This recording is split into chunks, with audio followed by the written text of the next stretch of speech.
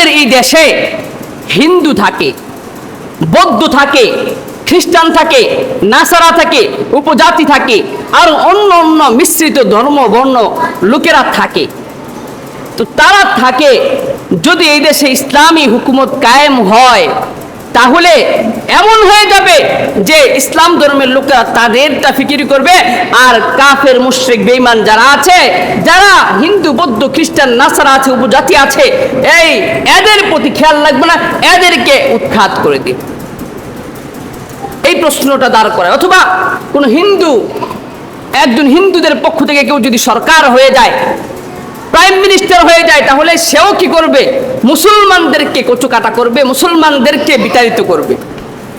একটা যুক্তি দেয়, এখন যুক্তিটা আমি খণ্ডন করতেছি, যুক্তিটার উত্তর দিচ্ছি। এর প্রথমে উত্তরটা বাংলা দিয়ে এরপর আমি আয়াত হাদিসের দিকে যাচ্ছি। উত্তরটা হলো, অন্য কোন ধর্ম, যত ধর্ম আছে পৃথিবীতে, হিন্দু বৌদ্ধ নাসারা খ্রিস্টান অথবা আরো যত ধর্ম বর্ণ এসেছিল, ইসলাম ছাড়া সকল ধর্ম কিন্তু মুনতাখাব ধর্ম, কিন্তু যেগুলো মুনতাখাব ছিল সেগুলো মুনতাখাব ছিল না, এগুলো পরিপূর্ণ জীবন ব্যবস্থা ছিল না।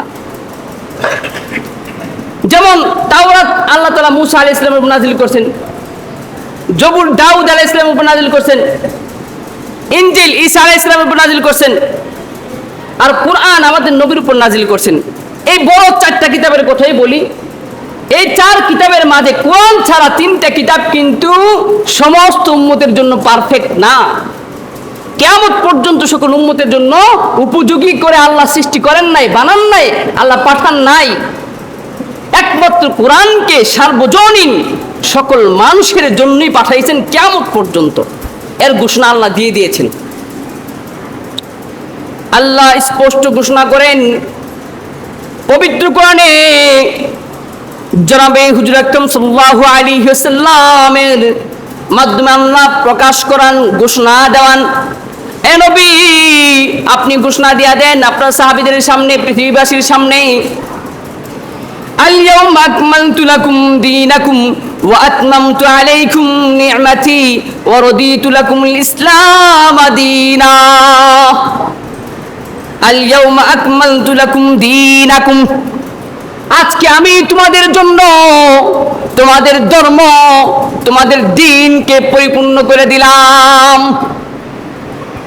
ওয়া আতমামতু আলাইকুম নি'মাতি, এবং আমি তোমাদের জন্য পরিপূর্ণ করে দিলাম আমার আল্লাহর যত নিয়ামত আছে, সমস্ত নিয়ামতগুলো আজকে পরিপূর্ণ করে দিলাম। ওয়া রাদিতু লাকুমুল ইসলাম দীনা, আর আমি তোমাদের জন্য ইসলাম ধর্মকে নিরীক্ষণ করেছি, জাস্টিফাই করে এটাকে গ্রহণ করে নিছি তোমাদের সন্তুষ্টির জন্য। আমি ইসলাম ধর্ম গ্রহণ করে সন্তুষ্ট হয়ে গেছি, এই ইসলাম ধর্মকে তোমাদের জন্য নিয়ে এসেছি। এই কথা ঘোষণা কে দিয়েছেন?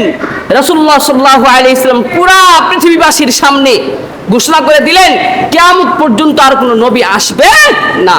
রাসূল ঘোষণা করে দিয়েছেন, আনা খাতামুন নাবিয়্যিন লা নাবিয়্যা বাদি, আমি শেষ নবী, আমার পর আর কোন নবী আসবে না, আর কোন কিতাব আসার সুযোগ নাই, আর কোন নতুন করে আল্লাহর মনোনীত কোন ধর্ম আসবে না। এই ধর্মটাই শেষ ধর্ম, এটাই আল্লাহর কাছে সর্বশ্রেষ্ঠ ধর্ম এবং মুনতাখাব নির্বাচিত ধর্ম। তাহলে বুঝলাম আল্লাহ এই দিনকে পরিপূর্ণ করে দিয়েছেন। তাহলে পরিপূর্ণর অর্থ কি? পরিপূর্ণ মানে কি বুঝেন? একটা কলসকে কখন পরিপূর্ণ বলেন? যখন এই কলসটা পরিপূর্ণ একবারে নাকে মুখে ভরপুর হয়ে যায়, তখন কি বলি আমরা? এটা পরিপূর্ণ হয়ে গেছে কলসটা পানিতে। আর একটু ফাঁক ফুকুর নাই, খালি নাই।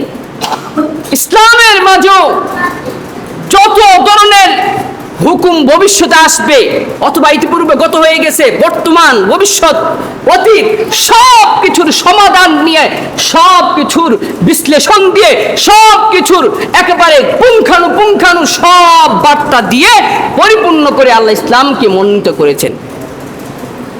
সব কিছু পরিপূর্ণ করে দিয়া এখানে আপনি কোন প্রশ্ন করবেন, কোন বিষয় জিজ্ঞাসা করবেন যে সমাধান নাই কোরআনে, সমাধান নাই হাদিসে? হয়তো কোরআনে নয়তো হাদিসে অবশ্যই থাকবে এই সমাধান।